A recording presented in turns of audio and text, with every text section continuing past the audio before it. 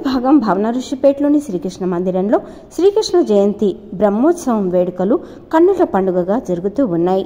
August 19, 2024 నుంచి August 27 Gokulashtami వరకు ఇక్కడ వివిధ ధార్మిక కార్యక్రమాలను ఏర్పాటు చేయడం జరిగింది.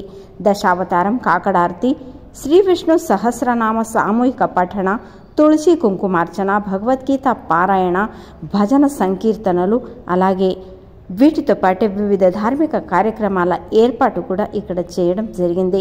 శ్రీకృష్ణ ఆలయం వివిధ ధార్మిక కార్యక్రమాలతో, ఉత్సవాలతో మరియు భక్తులతో కిటకిటలాడుతూ కనిపిస్తూ ఉంది.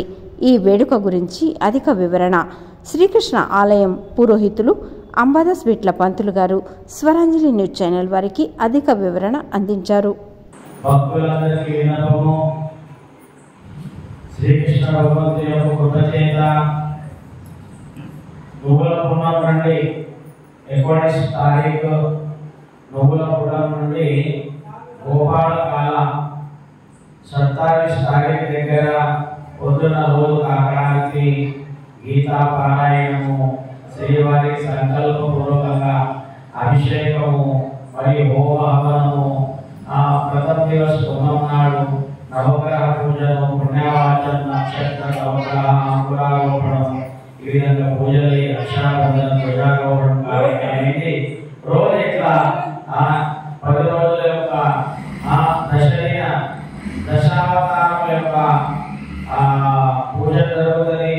మత్స్యావతారం, కూర్మావతారం, వరాహావతారం, నరసింహావతారం, రేపు వామన అవతారం, పరశురామ, రామ, ఆయన యొక్క బాలాజీ అవతారం, మరి కృష్ణాష్టమి, తెల్లారి కళ్యాణోత్సవము.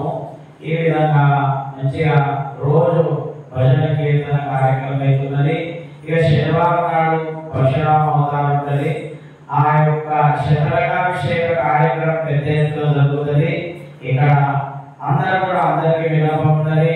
అందరికీ నా యొక్క మందిర తరపున వినంతి ఉన్నది. మన యొక్క ముత్తైదులకు, కుమారికలకు, అమ్మలకు అందరికీ కూడా నేను విశేషంగా తెలియజేస్తున్నాను.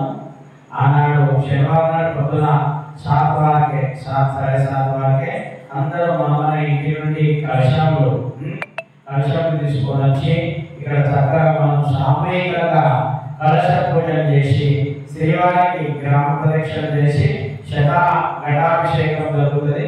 ఆ యొక్క పుణ్యంలో కూడా అందరూ పాల్గొని మన జీవితం చేసుకోవాలని విన్నపం.